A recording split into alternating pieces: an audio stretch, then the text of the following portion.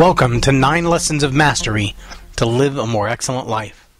I am J. Loren Norris, author of Live a More Excellent Life, creator of InSuperBowl.org, and creator of the 9 Lessons of Mastery to Live a More Excellent Life. Today's lesson: master your attitudes, actions, and behavior. The title of today's lesson: Bouncing Betty and the Rat-Tail Comb. The topic is recognize the lasting effects of bad habits, choices, and what's required to change. The main point: lasting change is difficult, but it is possible. Habits unchecked can become your undoing. You cannot get there, to your vision, the same way you got here. Audio file title: Plastic Deformation. I remember the first day I heard the words plastic deformation. I'd been coaching Dale Carnegie classes off and on for about 5 years as a volunteer coach, and we had an entire room full of engineers. All engineers, most of them from the same company. And if you can imagine teaching personal growth and development, a very, from most people's standpoint, touchy-feely, psychobabble, emotional kind of a subject, to a bunch of people whose minds generally operate in a very linear, mathematical, scientific type of a process. Some of the conversations became quite unruly. Some of them became very emotionally charged because guys who generally work so deliberately in facts and figures, when you begin to peel back the layers of their personas and their personalities, you find some emotions that generally they keep pretty well checked and hidden. This particular day, we were talking about how hard it is to change. And one of the illustrations was you've got to get outside your comfort zone and you've got to be willing to stay there long enough. So let me take that to the next level. As that illustration was brought out, our instructor for the day had a rubber band in his hand, and he kept stretching it back and forth, and he would say, this is what it means to be stretched. And eventually, if I stretch this rubber band far enough, it will just become deformed and it will stay that way. It's like a piece of plastic that just stays that way. And one of the engineers in the room piped up and he said there's actually a name for that. It's called elastic deformation. And of course for me that became a very curious concept. So after the class later I asked him, what exactly does that mean, elastic deformation? He said, well, the difference between elastic deformation and plastic deformation is this. Elastic deformation means you can stretch it and it will always go back to its place. Some substances can be stretched farther before they actually break than others. Some people might call that tensile strength. If you took a 2x4, for an example, and you put a load on it, it can hold just so much weight before it just shatters. It just snaps in half. Sometimes it'll break in the middle, and it's a clean break, like it's been sawed. Sometimes it will just splinter. And it's all about how much pressure was placed on it, where, for how long, and how quickly, and how long was it sustained. He gave me a nice little chart that had something to do with overall resistance and overall time. And he said, you know, there's a curve that says at one point you go from no matter how much you pull it, it always goes back to where it was, to this drastic, if you put that much pressure on it very, very quickly, it just breaks. And somewhere there's a sweet spot where the right amount of time and the right amount of pressure or load will cause that thing to never be able to return to its original shape. Now, my son and I were building a stage inside a trailer that same summer.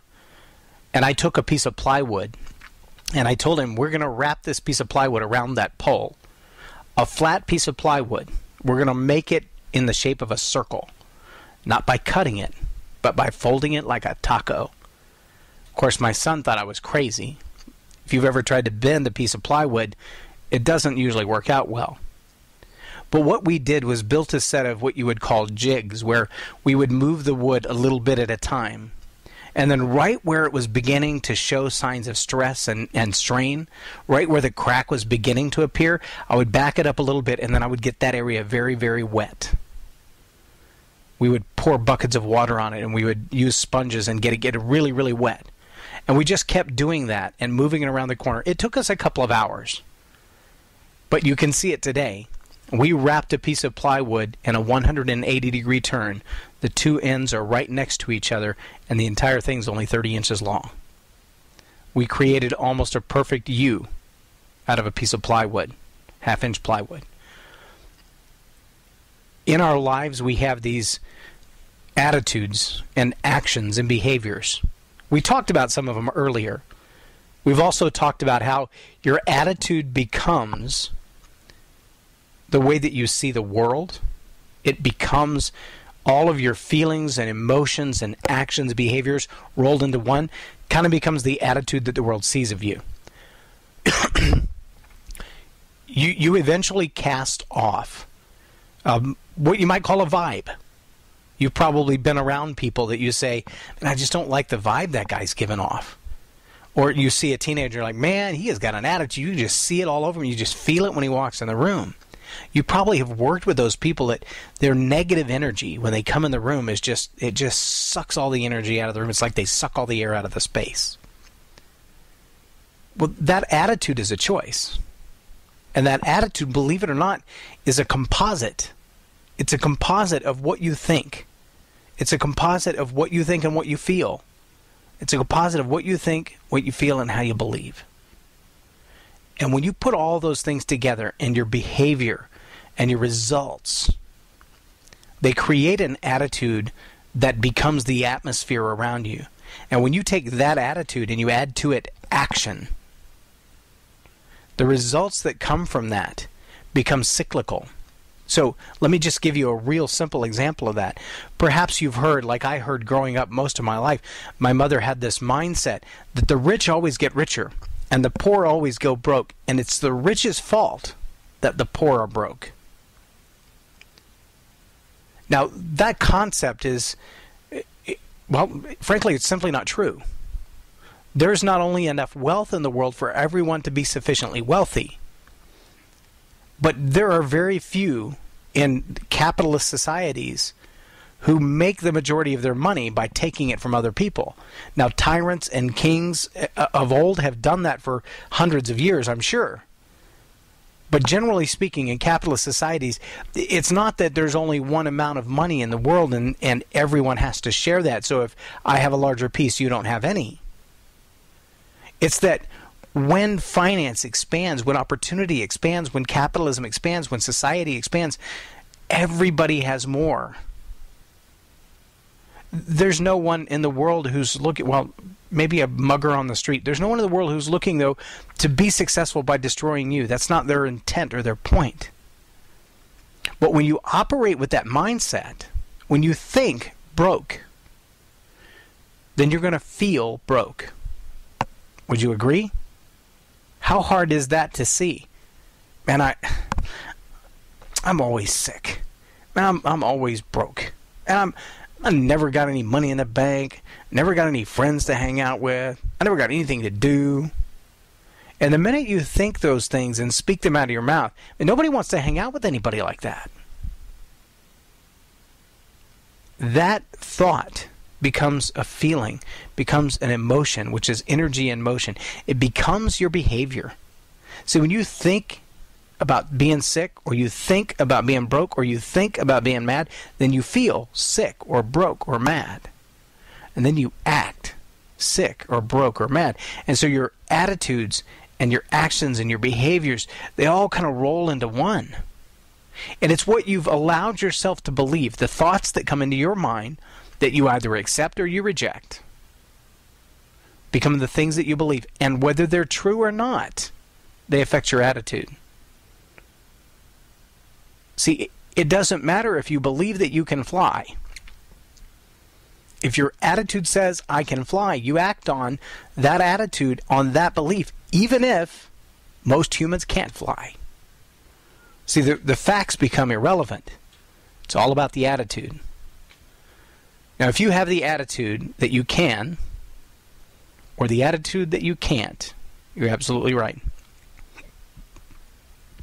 If you're firmly convinced and you believe that you can do whatever you set your mind to, You can. There's nothing stopping you but you doing it. That works for good and for bad. Remember, the most contagious thing in the world is attitude. And good attitudes and bad attitudes, they're both contagious, but bad attitudes are more contagious than good attitudes. So if we think about attitude and we think about elastic deformation and plastic deformation, rolling all that together means this. There is a place where if you take that rubber band and you pull it, it just snaps. If you grab both sides and you pull real fast, bam, it just breaks. If you grab it and you pull it and you let it go, it goes right back to the same size it always was. That's what it's made for. But there's a place that if you stretch it to, somewhere beyond where you would normally stretch it to, but not quite to the point of breaking, and you hold it there long enough, when you let it go, it'll never be the same shape again.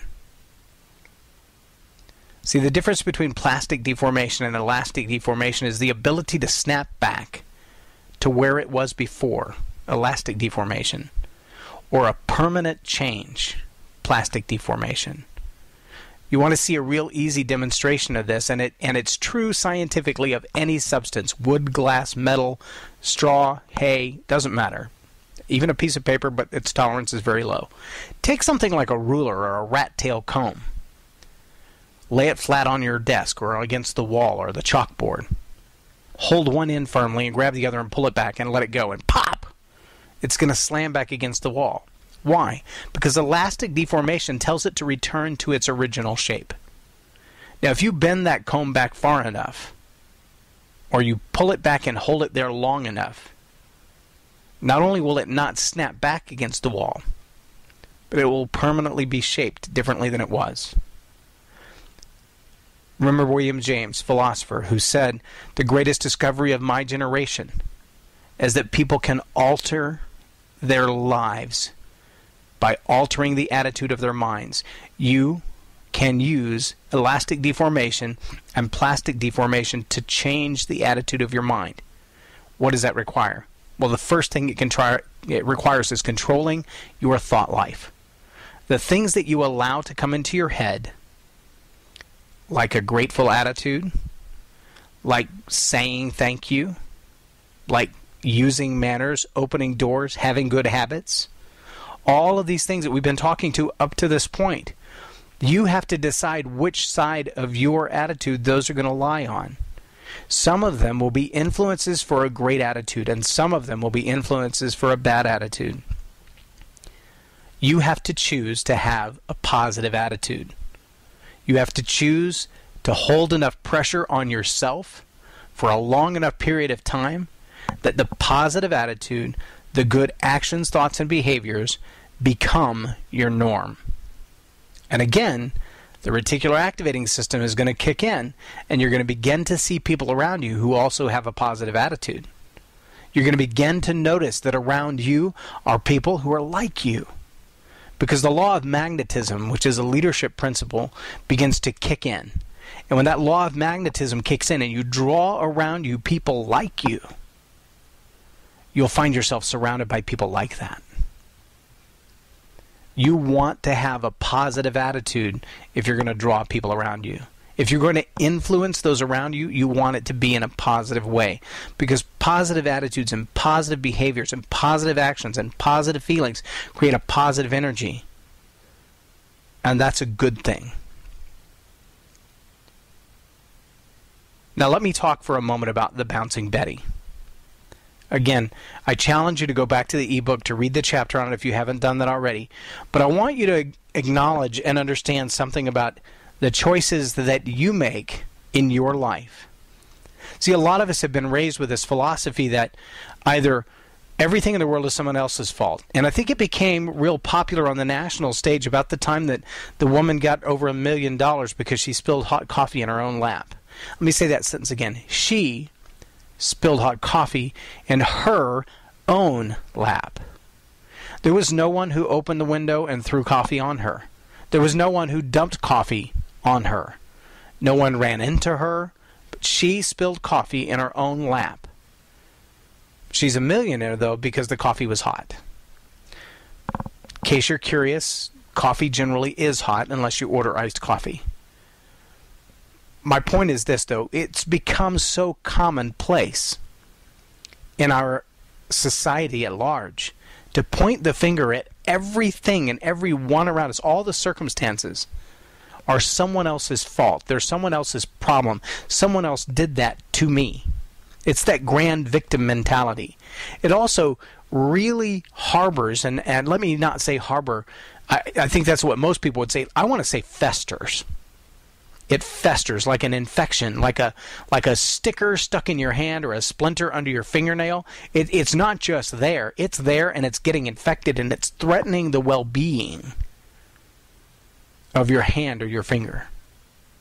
See, the attitude of victimization and the victim mentality also festers and fosters a sense of entitlement.